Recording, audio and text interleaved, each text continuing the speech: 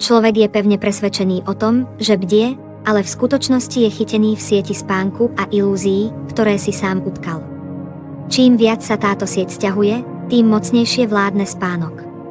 Tí, ktorí sú takto materialisticky spútaní, sú spáči, ktorí kráčajú životom ako stáda dobytka vedené na jatky, ľahostajne a bez myšlienok. Ilúzia materialistického života. Žijeme zo dňa na deň a čas veľmi rýchlo plynie.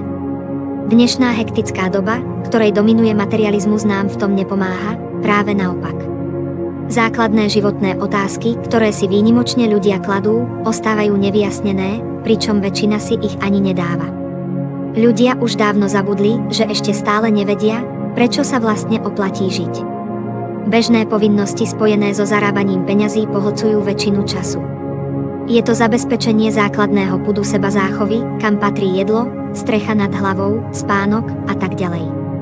Po tomto obdivuhodnom otrockom výkone, kde bežne ľudia robia to, čo ich ani nebaví, ale proste musia, sú prirodzene sfrustrovaní a unavení. Nevedia sa dočkať voľného času, kedy môžu konečne žiť, teda vypnúť a otupiť sa tak, aby zabudli na bezútešnú realitu, ktorá ich obklopuje deň čo deň. Tento voľný čas, poda ktorý ľudia prespia, aby si vynahradili prílišné pracovné tempo počas týždňa, iní zas idú do druhého extrému a snažia sa vykompenzovať si zabitý čas v práci tým, že opakovane podliehajú prehnanému zmyslovému pôžitku v podobe alkoholu, drog, párty či pozeraním seriálov, prejedania sa a podobne. V pondelok sa však zas musia vrátiť do bežného kolotoča. V tom lepšom prípade, tí, ktorí sú ako tak mentálne vyrovnaní, trávia svoj voľný čas s rodinou, kultivujú svoje hobby či talent. To je tiež forma zmyslového užívania, ale odohráva sa viac na mentálnej úrovni. Iní si zas radi užívajú intelektuálne, rôznymi filozofiami, politikou, predstavami, umením.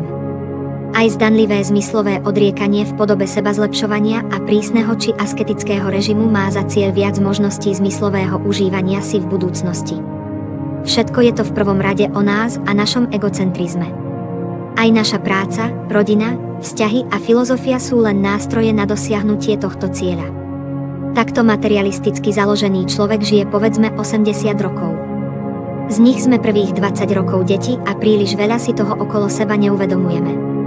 Posledných 20 rokov to tiež nie je žiadna výhra a vnímanie a myslenie nám pomaly ale isto odchádza. Ostáva nám teda prostredných 40 rokov, z ktorých väčšinu strávime v práci a veľa času na rozmýšľanie o zmysle života nemáme. Je to teda pár rokov na zaslúženom dôchodku, keď máme skutočne čas venovať sa sebarealizácii.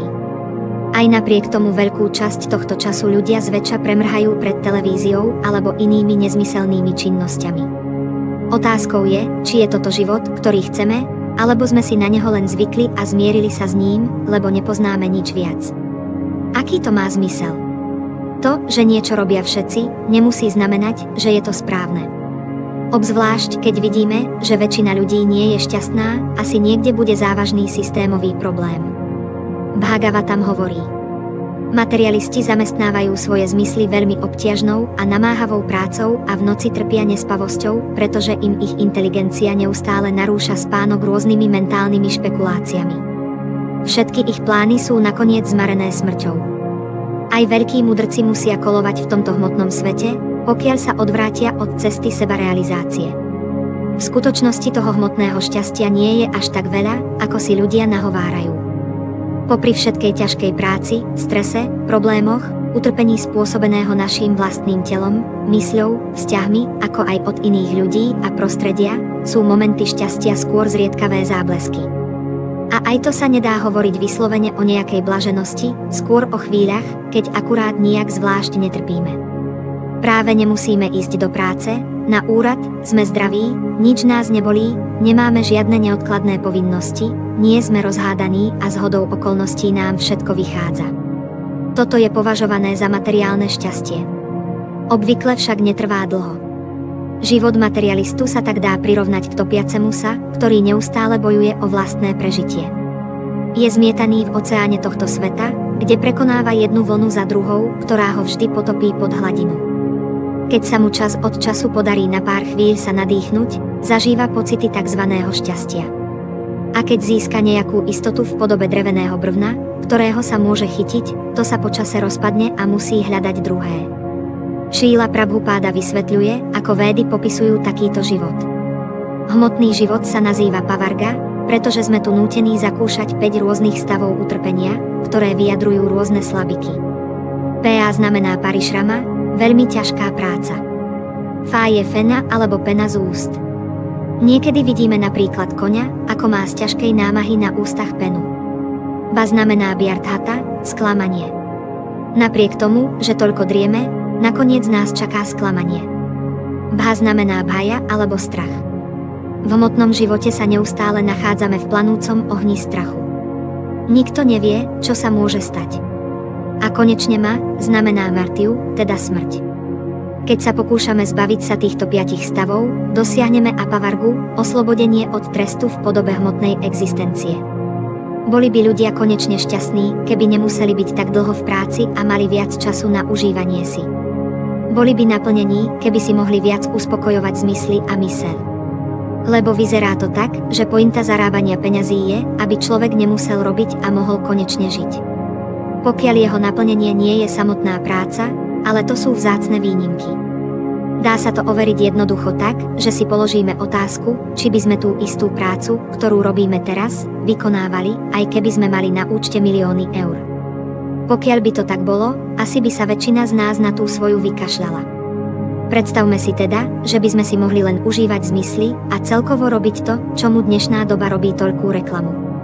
Sľubuje to pomyselné šťastie, po ktorom každý tak šialene baží. Chodiť na luxusné dovolenky, jesť vyberané jedlá, mať veľa sexu, pekný dom a drahé auto. Skúste si teraz predstaviť, že to už máte, a nie jeden deň, ani týždeň, ale je to pre vás štandard. Čo by ste robili okrem toho? Obzvlášť, keby ste konečne narazili na limity vlastného fyzického a mentálneho užívania. Pretože, akokoľvek je človek bohatý, stále zje len zo pár sendvičov, vypije pol litra džúsu alebo vodky a aj ten sex je značne limitovaný a únavný. Myslíte si, že ľudia, ktorí takéto možnosti užívania majú, sú reálne šťastní? Možno tušíte, že nie, aj keď samozrejme robia všetko preto, aby to tak vyzeralo, obzvlášť na Instagrame. Zmyslové užívanie funguje najlepšie iba ako predstava. Keď nakoniec k nemu dôjde, nebýva to až taká sláva a sú s tým spojené značné komplikácie. A aj keď ľudí takéto užívanie až tak reálne nenapĺňa, aspoň nech im ostatní závidia a myslia si, že áno. Väčšinou pociťujeme uspokojenie, keď niečo dostaneme alebo dosiahneme. Po chvíli to ale už len máme a zisťujeme, že nám to nezabezpečilo to, čo sme od toho pôvodne naivne očakávali. Preto stále hľadáme niečo ďalšie a ďalšie. Koniec koncov, aké množstvo tzv. Šťastia sa dá vyžmýkať z tohto hmotného tela a mysle. Obzvlášť, keď vieme, že opakovaním nejakého druhu užívania sa to užívanie vytráca, ako keď žujete žuvačku a jej chuť je stále slabšia a slabšia. Rovnako, asi by vás nebavilo počúvať dookola celý život stále iba jednu a tú istú pesničku. Alebo, v dnešnej dobe tak zriedkavé, mať jedného stáleho partnera. Háčik je v tom, že tieto uspokojenia sú závislé na samotných zmysloch tohto tela a predstavách našej mysle a sú nimi limitované. Keďže je ale toto jediná forma uspokojenia materialistu a nič iné nepozná, je s tým ako tak zmierený. Pôžitky zrodené zo styku so zmyslovými predmetmi sú zdrojom strastí. Majú počiatok a koniec a múdry v nich nenachádza potešenie. Bhagavad Gita. Je jasné, že všetci chceme byť neustále šťastní, ale ako to dosiahnuť? Snažíme sa užívať si cez naše hmotné telo, ale vidíme, že tieto pôžitky sú veľmi prchavé. Myseľ a zmysly nie je možné trvalo uspokojiť a stávame sa ich otrokmi. Naháňaním sa za touto ilúziou strácame drahocenný čas, ale v okamihu smrti aj tak o všetko materiálne prídeme. V skutočnosti nie sme vlastníkmi ničoho na tejto zemi. Akýkoľvek druh hmotného užívania robíme opakovane, zhnusí sa nám a je počase zdrojom utrpenia. Máte takú skúsenosť? Na tomto je založený celý reklamný priemysel a tak principiálne funguje tento materiálny svet. Na prášku na pranie musí byť čas od času znova nálepka nové. A aj keď vieme, že je to stále to isté, aj ten iPhone, ktorého získanie bolo kedysi stelesnením nájdeného šťastia, je dnes zdrojom frustrácie. Naša nová dočasná múza je iPhone X. A tak dookola. Počas mladosti sa nám zdá, že to užívanie je ľahko dostupné a v podstate to tak na začiatku aj je. Mladé telo dokáže produkovať zmyslové uspokojenie veľmi ľahko. Podobne, ako keď stlačíte čerstvo namočenú špongiu a hneď z nej tečie voda. Čím je ale človek starší, tým to je ťažšie, až s postupom veku túto suchú špongiu žmýkate enormne silno, aby ste z nej dostali čo len malú kvapku. Je to podobné ako s drogovo závislými. To, čo im najskôr prináša uspokojenie, je neskôr zdrojom ich najväčšieho utrpenia. Vekom naše telo a jeho zmysly slabnú, ale hmotné túžby ostávajú stále rovnaké, ba ešte horšie, sú oveľa chamtivejšie, keďže sme ich celý život živili. Je to ako snažiť sa uhasiť oheň tým, že do neho budeme liať benzín. Cieľom potrieb by malo byť ich odstrániť, nie neustále ich živiť, či dokonca zväčšovať. Je tragické vidieť, ako starí ľudia trpia frustráciou, pretože by si chceli hmotne užívať, ale už to prosto nejde. Starci berú tabletky na potenciu, len aby mohli mať sex, ideálne s mladými dievčatami. Aj na smrteľnej posteli v nemocnici, keď takýto materialista zbadá mladú sestričku či doktorku, do poslednej chvíle je sužovaný silnými túžbami užívať si, aj keď je v úplne zničenom a zúboženom tele. Keby sa nám naše zmysly odvďačili, ostali spokojné a dosiahli sme stály pokoj, to by bolo iné. Bohužiaľ, sú nevďačné, podsúvajú nám veci, ktoré nás nedokážu vnútorne naplniť a stále si pýtajú viac a viac. My im vždy naletíme a aj keď žijeme v tom, že nám slúžia, slúžime práve my im. Materialisti sú presvedčení, že ich sloboda spočíva v tom, že môžu byť nerušene otrokmi toľkých vecí. A aj keď nemusíme už pracovať ako osly za kúsok výplaty, za ktorú si kúpime trocha zmyslového pôžitku a máme voľno, stále robíme to isté, čo vyhľadávajú aj psi a mačky. Jedenie, spanie a sex. Človek sa tieto primitívne činnosti ale naučil robiť veľmi sofistikovaným spôsobom a vydávať to za niečo civilizované. Sex na 20 000 eurovej posteli v najdrahšom hoteli je stále len to isté, čo robia prasatá a pôžitok z toho sa nelíši. Teda, áno, lebo prasatá si užívajú viac. Prasa má napríklad 30-minútový orgazmus, nemusí platiť alimenty a podobne. Okrem toho spánok na takejto posteli nie je o nič hlbší ako majú líšky v nore. A tak by sa dalo pokračovať. Materialistický život je teda nakazený vážnou chorobou zvanou chtíč. Pokiaľ sa naše chtivé túžby nenaplnia, musíme sa o ne snažiť stále dookola, znova a znova, dokonca život za životom. Tieto túžby nie sú ale nikdy uspokojené. Na druhej strane, keď je niekto spokojný vo svojom vnútri, môže byť šťastný bez ohľadu na čokoľvek externé.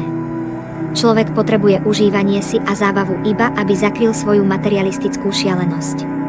Keby bol vnútorne vyrovnaný, nepotreboval by to. Pokiaľ je však niekto hnaný svojimi zmyslami, ktoré nikdy nejdú uspokojiť, zvlášť jazykom a genitáliami, musí vďaka tomu prijať rolu otroka rodiny, spoločnosti a tak ďalej. A podstupovať to život za životom, kým sa toho finálne nevzdá. Viacerí si teraz asi povedia, že ich neovláda materializmus, lebo im stačí, keď idú do prírody, sú s rodinou, na túre v Tatrách a podobne. To považujú za niečo nemateriálne, často dokonca duchovné. Samozrejme, nie sú to také hrubé formy užívania ako samotné jedenie, chľastanie, sex, spánok a tak ďalej. Stále ale ide o užívanie mysle, ktorá sa dá považovať za ďalší zo zmyslov a ktorá sa tiež vie presítiť. Nehovoriac o tom, ako veľmi je prelietavá. Jeden deň sa jej niečo, alebo niekto páči, na druhý deň to už ale platiť nemusí. Každý má s prelietavosťou svojej mysle, jej náladovosťou a nenásytnosťou určite dosť vlastných skúseností. Týmto spôsobom dnešná spoločnosť dvojnohých zvierat zvaných ľudia ešte pridáva rôzne mentálne a intelektuálne variácie, špekulácie, politiky a izmy. Filozofie ako nacionalizmus, kapitalizmus, komunizmus, liberalizmus až po pseudonáboženstvá a ezoteriku. Keď nás už nebaví užívať si ako jednotlivec, tak chceme niekam patriť, užívať si výmeny názorov, bojovať proti iným ideológiám a tak ďalej. Pointa je ale stále tá istá a v konečnom dôsledku nás nič z toho dlhodobo neuspokojuje. Len si myslíme, že áno, lebo málo kto pozná aj niečo viac. Zriedkavo sa niekto zaujíma o hlbší zmysel života. Buď sú ľudia príliš unavení rozmýšľať, alebo ich to nezaujíma a hľadanie krátkodobého pôžitku je pre nich viac ako hľadanie pravdy a zmyslu. Dnešná konzumná kapitalisticko-ateistická spoločnosť túto povrchnú mentalitu iba podporuje, pretože to jej vedúcim otrokárom vyhovuje. Neustále užívanie si zmyslov a mysle občanov zaručí, že sa kolesá spoločnosti neprestanú otáčať. Pravda, spravodlivosť alebo spiritualita to zabezpečiť nedokážu. Práve naopak. Keby si ľudia uvedomili, že ich pravá identita nie je toto hmotné telo a nemusia byť závislí na materialistickom matrixe, celý systém by padol. A s ním aj tí, ktorí ho vedú a udržujú ľudské bytosti v nevedomosti. Predstavte si dva rôzne svety. V prvom ľudia veria, že nie sú ničím viac než telami tvorenými z mŕtvej hmoty a ich vedomie, myšlienky či city ako láska sú len výsledkom chemických reakcií. Veria, že sú len kombináciou atómov bez akéhokoľvek vyššieho zmyslu. Myslia si, že žijú len raz a chcú si materiálne užívať čo najviac, kým nepríde ich naprostý koniec. Kvôli tomu tvrdo pracujú a až do úplného konca sú plní úzkosti a stresu. Z ich pohľadu svet vznikol náhodným výbuchom bez nejakého cieľa a život je produktom série neriadených a náhodných stretov molekúl. Ľudský druh je takto len jeden z mnohých živočíšnych druhov a zmysel života je stimulovať svoje zmysly a myseľ a hromadiť čo najviac prostriedkov vykorisťovaním okolia a prírody, aby sme si mohli zabezpečiť reprodukciu génov. Keďže ich základom je egoizmus, ostatní sú pre nich dôležití len do miery, do ktorej vyhovujú ich sebeckým potrebám. Neveria v dobro či zlo ani objektívnu pravdu, pre nich je všetko vec názoru. Takto si dokážu na oko ospravedlniť aj tie najväčšie zvrátenosti. Keď si myslia, že im niečo bráni v ceste za ich šťastím, neváhajú ublížiť slovne či fyzicky. Je pre nich dokonca normálne vraždiť vlastné nenarodené deti. Takýto svet si nie je ťažké predstaviť, pretože v ňom momentálne žijeme. Druhý svet je založený na tom, že si ľudia dokážu uvedomovať svoju duchovnú podstatu a to, že sú večné duše, ktoré zotrvávajú v tomto dočasnom materiálnom tele a svete a po smrti sa dostanú inam, na základe ich činov a vedomia.